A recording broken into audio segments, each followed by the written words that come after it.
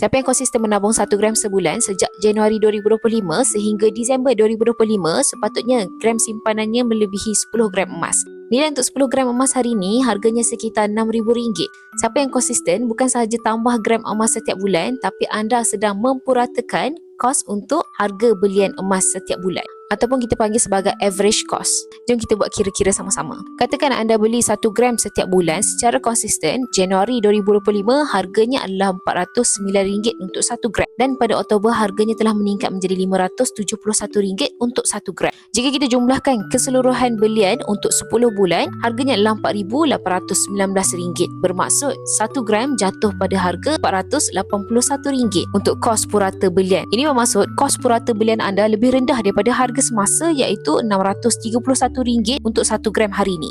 Walaupun simpanan dalam akaun emas Gap Public Gold ni tiada komitmen bulanan, tapi siapa sahaja yang konsisten untuk menabung akan dapatkan hasil simpanan dengan lebih cepat melalui simpanan emas. Jadi bagi anda yang nak bermula, anda boleh rujuk pin video saya tunjukkan langkah mudah untuk anda bermula. Untuk lebih banyak ilmu emas dan juga kewangan, anda boleh follow saya rapat-rapat.